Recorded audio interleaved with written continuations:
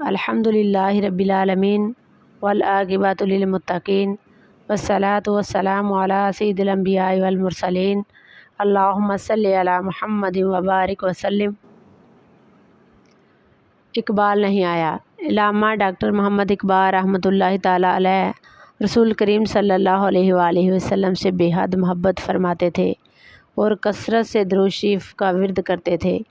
اسی کثرت درود شریف کی وجہ سے آپ کو جو مقام اور مرتبہ ملا وہ کسی سے ڈکا چھپا نہیں ہے۔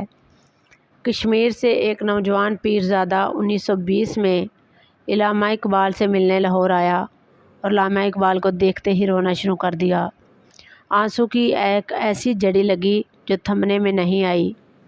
علامہ اقبال رحمۃ اللہ تعالیٰ علیہ نے جب یہ سوچ کر کہ شاید یہ شخص حاجت زدہ ہے اور پریشان حال بھی، اس لیے میرے پاس کسی ضرورت کے تحت آیا ہے، جب شفقت آمیز لہجے میں استفسار کیا تو اس نوجوان پیرزادے نے کہا، مجھے کسی امداد کی ضرورت نہیں، مجھ پر اللہ تعالیٰ کا بڑا فضل و کرم ہے۔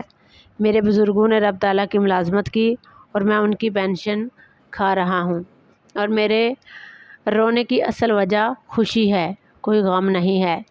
میں سری نگر کے ایک گاؤں کا رہنے والا ہوں۔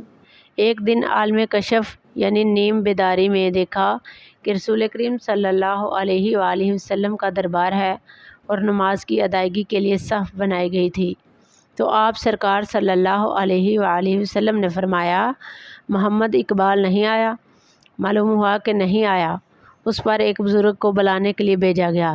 پھر تھوڑی دیر بعد ایک نوجوان آیا جس کی داڑھی نہیں تھی اور رنگ گورا تھا، اور وہ اس بزرگ کے ہمراہ نمازیوں کی اس صف میں داخل ہو کر حضور صلی اللہ علیہ وآلہ وسلم کے دائیں جانب کھڑا ہو گیا۔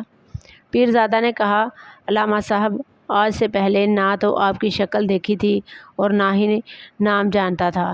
کشمیر کے ایک بزرگ مولانا نجم الدین کی خدمت میں حاضر ہو کر انہیں خواب سنایا، پر انہوں نے بھی آپ کو کبھی نہ دیکھا تھا، البتہ تحریروں کے ذریعے آپ کو جانتے تھے۔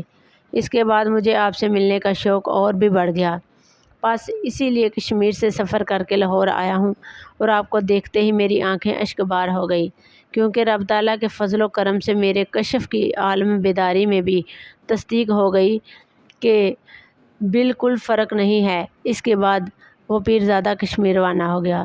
اللہ اکبر۔